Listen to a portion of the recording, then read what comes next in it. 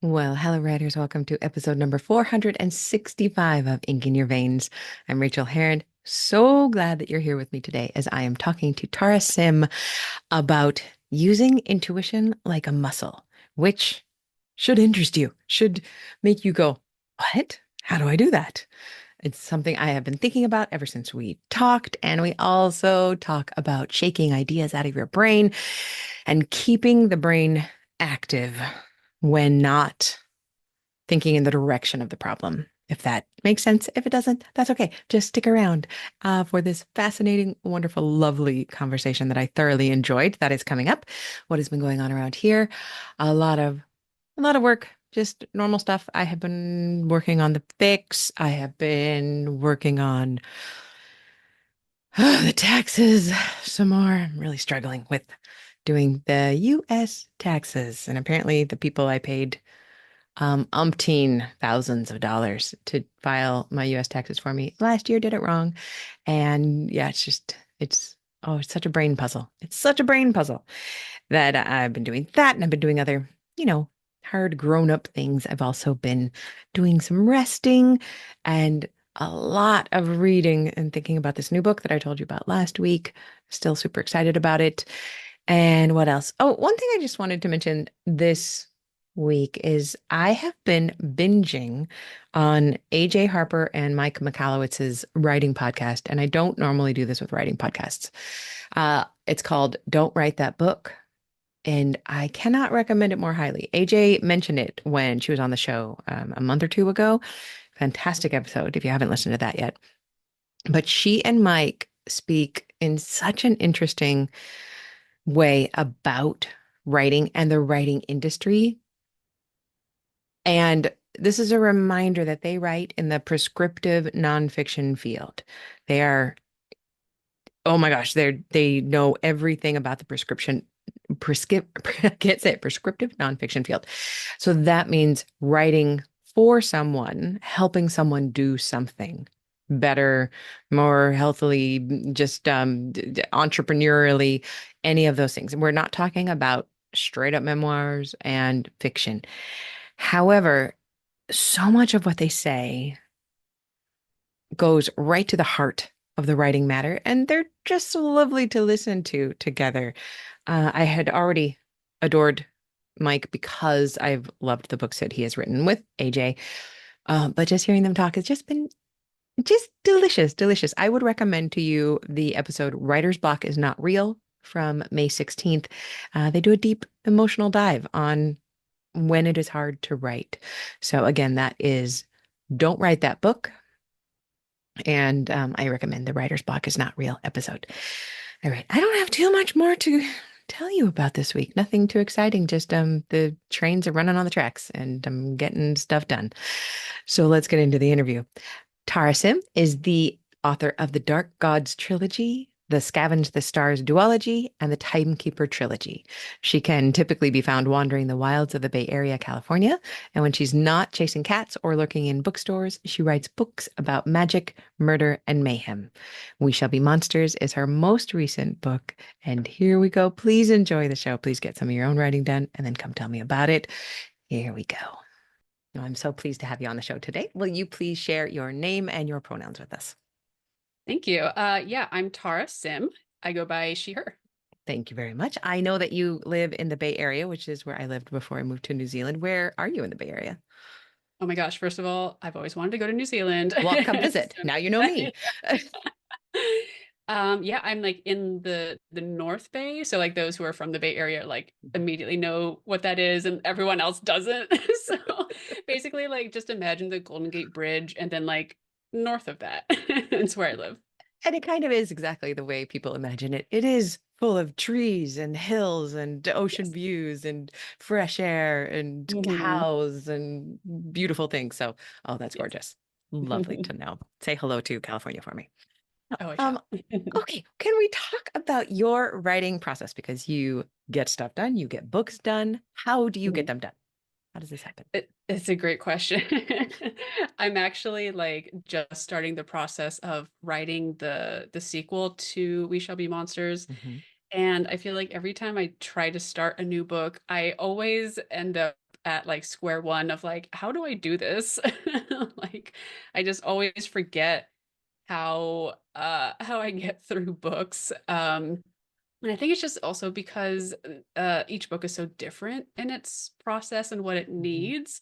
So a lot of the times, I'll start a book and realize that whatever I'm doing like isn't quite working. So I kind of allow myself enough time to figure out what the book wants from me. And in this instance, for this particular book, I'm like, okay, I need a lot of outlining for this specific book, which I Mm. don't usually tend to do because I like to learn as I draft, Mhm. which has served me well in the past. But for some reason, like for this specific book, I need to like figure out a lot of stuff ahead of time. So that's kind of tripping me up a bit.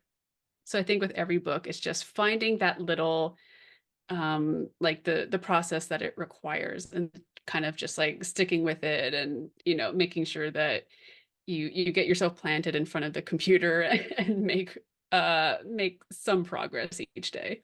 I feel like, and I always say this, I feel like revision is such a repeatable tool. Like when I'm Mm. getting ready to revise a book, I know how to revise. Those are tools. I just pick them up and I use them. But I don't know how to write a book ever. Doesn't matter how many Yeah. I write. Like sit down and I start writing the book and I have no idea how I've ever done this before. But it sounds like you're really good at opening yourself up to options, whereas I know that I get stuck in rigidity, thinking like this is my way, and I better Mhm. try it like this until I beat my head against the wall. But it sounds like you're pretty open to experimentation. Yeah, I kind of like had to do that because like when you're contracted for a series and you have sequels that are due, it's like, well, you have to get this book written. And if whatever you're doing isn't working, you got to find something that's working so you can get this book turned in and get paid. And It's I like a think wonderful thing and a hard uh thing. oh yeah. Yes, yes, yes, for sure. Like and like what you're saying, like the revision thing, like it's usually typically like the same process that I have, give or take, for each book. But yeah, I think especially with like drafting sequels, the way that they differ from drafting a book one is just so, I don't know. It's one of the things where like when you start it, you're like, wait, I've never done this in my life. What are you talking about? Why did they give this to me? Why did they sign that? I know. Why do they want more? What have I Exactly. done? In your process, as you've been learning about yourself and and Mhm. and what works well for you, what things help you most to write? So sorry, I think I froze for a bit. That's okay. What I was just asking, what things help you most to write? What things help me most? Definitely, I think just reading other Mhm. books is very, very helpful. Not just like research books, although that's very helpful. Just the other day, I was reading through a research book, and there were some like problems, like the logistical problems that I was having like with the first part of the book and just reading this one like research book, I was like, oh, suddenly I understand how things should like be comprised there. So I think it's because as I'm reading a book, research or fiction, um, I'm always having like the gears turning in the back of my head. Like I'm always trying to problem solve, especially like Mm, if I'm drafting or revising. Um, and even when I'm just like brainstorming something that I haven't even like sat down to actually work on yet, I'm just always having these questions being asked in my head. And so reading is a really good way to kind of like shake those questions out. It's like a good way for mm. my brain to like be exercising without being consciously like thinking about it. Because if you sit me down and you're like, okay, Tara, think very hard about this one thing and come up with a solution. Chances are I can't. I'll just sit there and be like, I don't know. My brain has nothing in it.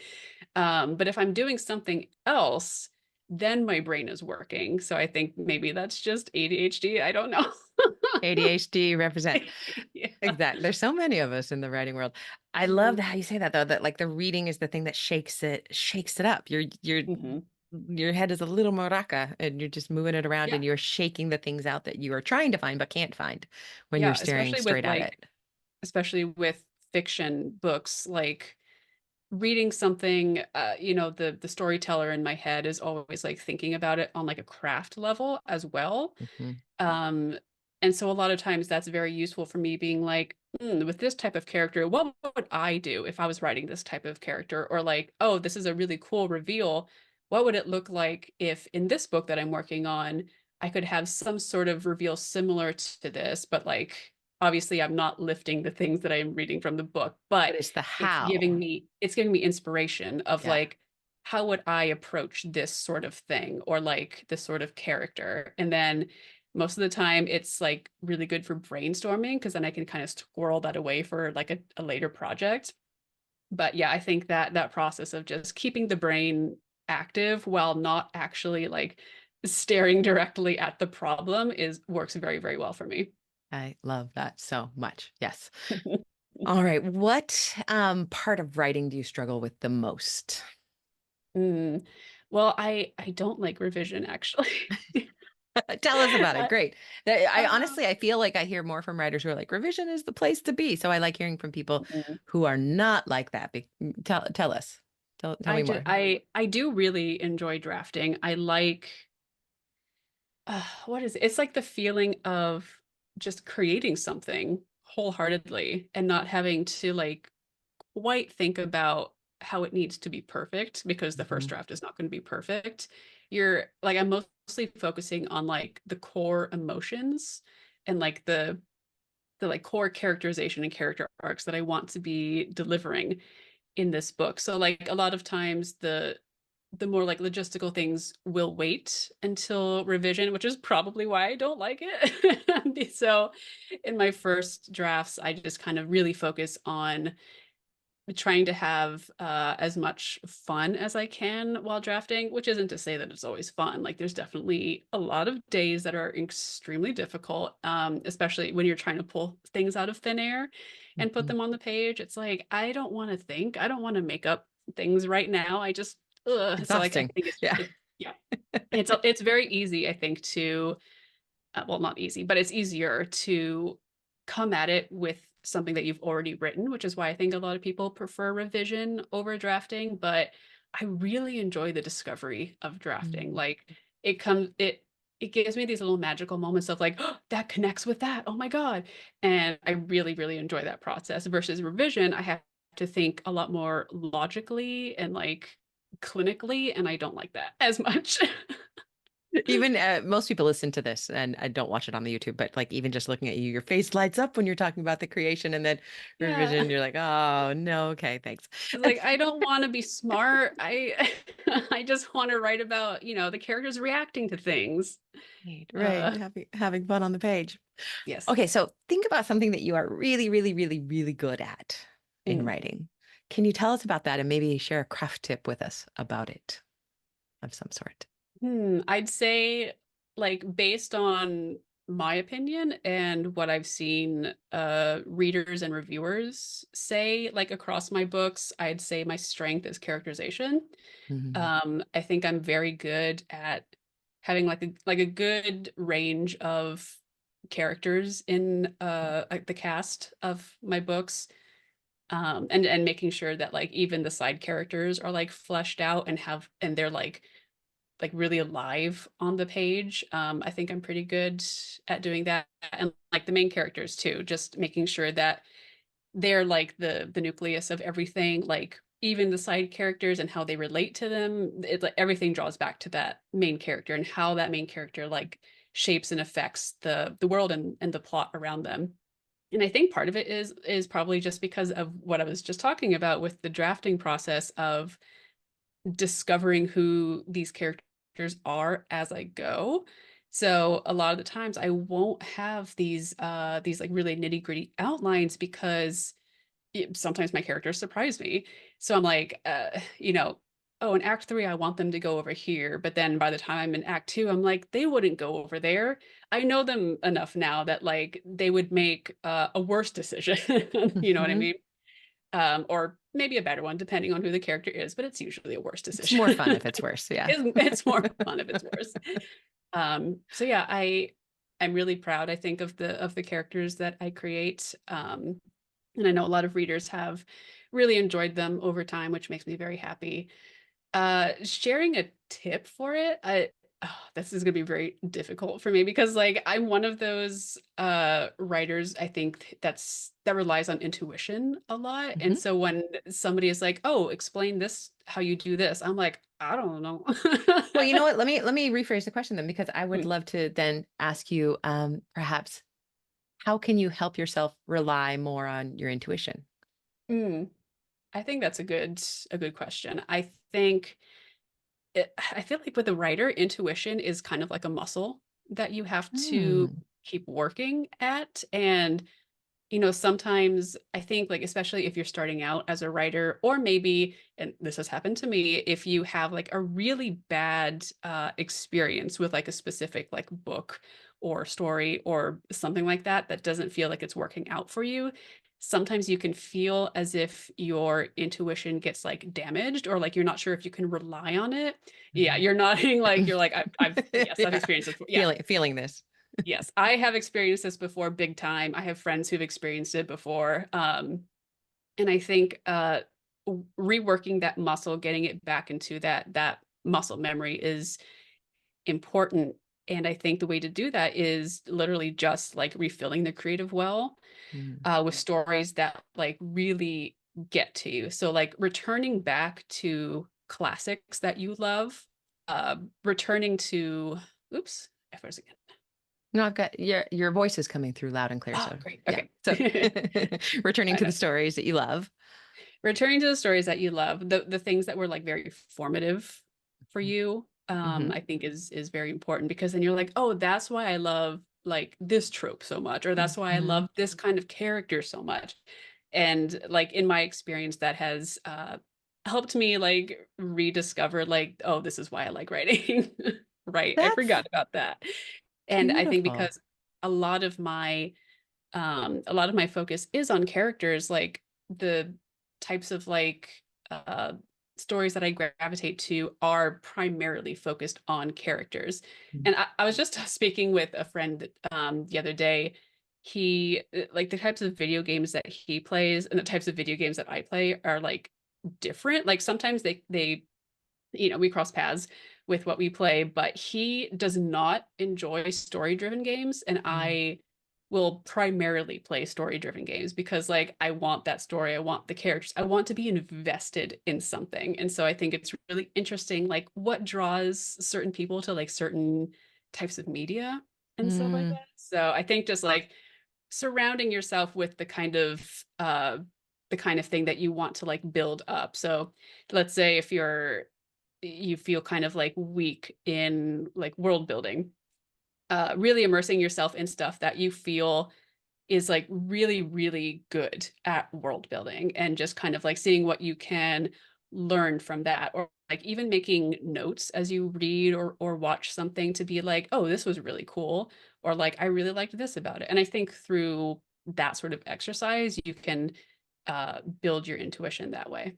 I love that. And following that through what we're interested in and what Mhm. in a way we've always been interested in. Like my core, core stories haven't changed since I was, 7 or 8. Those have been my Mhm. core stories since then. And what we do with them with our work and like with video games, all of that is fantastic. I love that. Thank you. Can you tell us about the kindest thing you've ever done for yourself as a writer? The kindest thing I've ever done to myself as a writer. I feel like I'm very not kind to myself when I'm That's writing. why I asked this question, because I'm Yeah. I'm brutal. Oh my gosh. Yeah, usually I'm like, you idiot. Why didn't you write more words today? Or like, why didn't you see this typo earlier? Um, Hmm.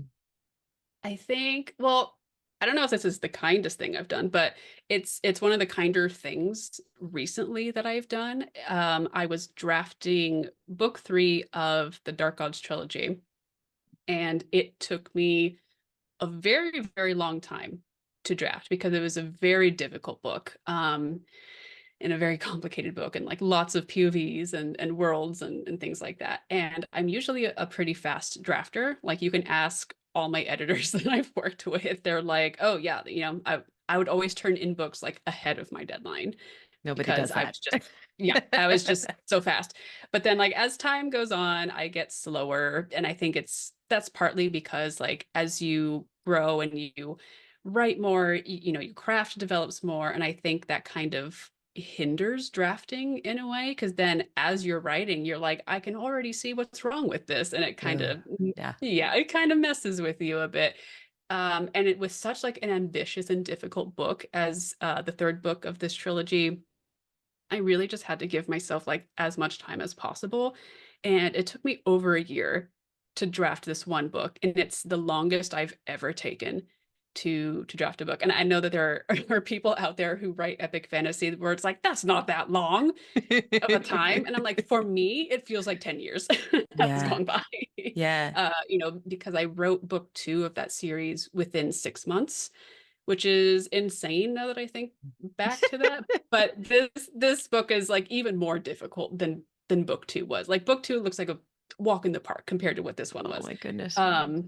But at the end of the day, when I turned it in, like just last month, honestly, I felt very good about it, even though it's a rough first draft. Like Mhm. I feel happy with the conclusion. And I think it's because I allowed myself to give myself that much time to draft it, even though like in the first half, I was like, oh my God, I have to like do this as fast as I can. And you know, I really don't want this prolonged, and you know, I don't want to let anybody down, blah blah blah. And then at some point, I was like, who cares?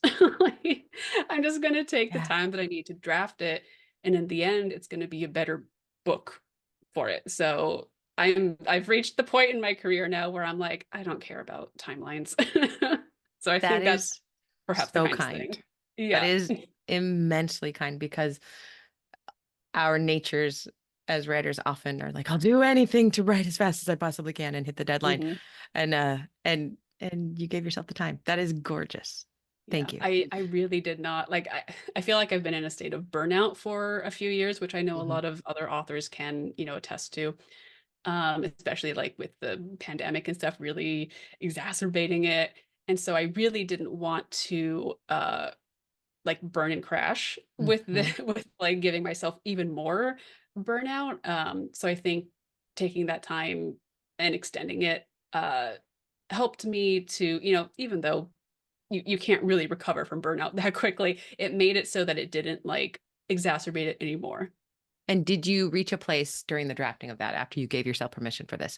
Did you reach a place of enjoyment in the drafting? I did. I sure did. I was Ah. in, so each book of the trilogy has like four acts to it. And it was when I was in act two, because like as I was drafting act one, I was like, oh, I love being back in this world and these characters. I love them so much. And then at some point, like halfway through act two, I was like, this is such a chore. I hate it. What's going on? And so I kind of took a step back for a little bit. And I was like, I can't approach it like this. I can't approach it as like, well, this is the finale. You have to stick the landing. I have to approach it as permission, giving myself permission to just like literally follow my id and Mm. like make it like as weird and crazy as I can, make myself as happy as I can. And so I literally wrote the words have fun and I put them on my desk. And so like as I was drafting, I'd be like, remember, have fun with this. And I did. And so even though it was still very difficult and I had to brainstorm a lot and there were days where I just wanted to walk into the sea, I did have fun with it. And I think that's the most important thing. Oh, that's great. I often, when I reach that point in a book, I usually have a post-it on my desk that says, "Do I like it? Is it fun?" Because I Mm, get yeah. I get way too serious, and by following your id, that's how you stick the landing. That's how you eventually Yeah. do the thing that only you can do. Hmm. Fabulous. Okay, so may I ask you, what was a time in your life that you knew you had ink in your veins? Mm, I think well, when I was very young, like before I even really knew how to like read or write or, you know, let alone use a computer, uh, I would like recite or I would dictate like poems to my Mhm. dad and he would type them on the computer for me. That's adorable. Yeah, he was quite amused by it. He really enjoyed that. And so I think like just growing up there were like a couple of times where I was like, oh, maybe I'll write a short story because like, one of my friends was doing it and I was like, that looks like fun.